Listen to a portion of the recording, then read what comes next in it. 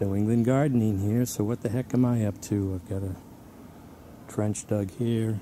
I've started on the other side there. Am I preparing A, defensive trenches for the upcoming zombie apocalypse? Or B, do I like the idea of all my raised beds being at eye level?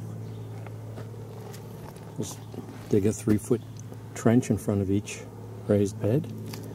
Or C, I'm preparing the foundation for a Harbor Freight 10 by 12 greenhouse. Let's go in the cellar and take a look. So it's hard to see, but under all this accumulated junk is a Harbor Freight greenhouse. And sadly to say, it's been in the cellar here for 2 seasons. And I'm trying to get motivated to see if I can get this assembled and up before the winter. So that's what I started digging, is the trenches. I originally was just, I figured I'd just put some pressure treated lumber down and put some patio pavers, in the middle. But I kind of like the idea of having, or see if it works, a sort of a heat reservoir. Here in New England, I guess officially, if you're going to be putting maybe a house foundation in, the frost level is 4 feet down, so you have to dig below 4 feet. I'm at 3 feet, so I don't know. I don't know if I want to be that exact with this. But yeah, it's a Harbor Freight greenhouse.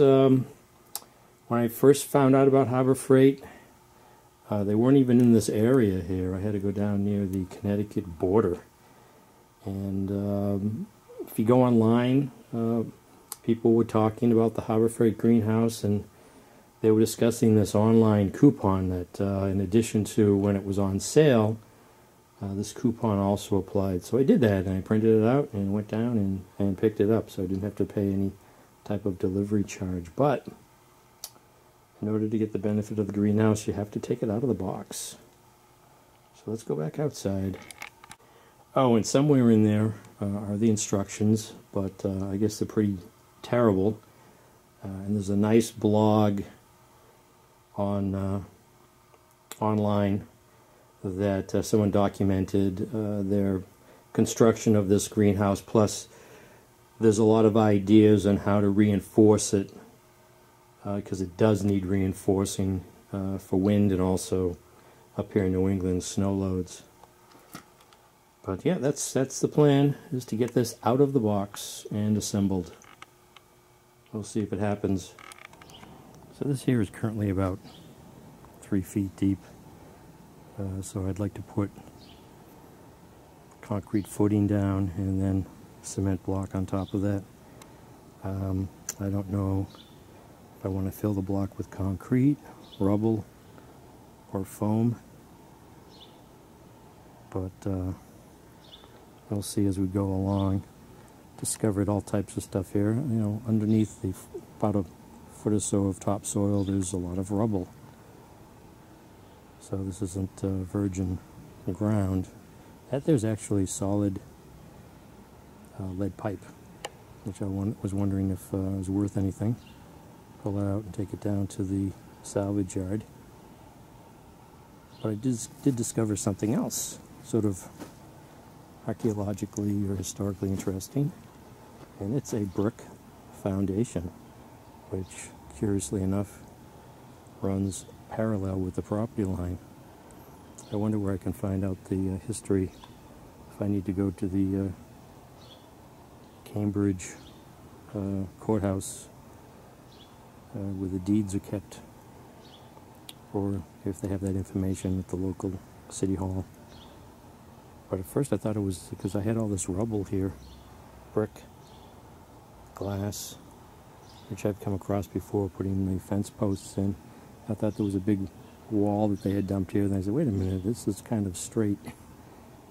And sure enough, and it's interesting, that must be original to the property, because that boulder there that wall is cemented right to that either boulder or ledge.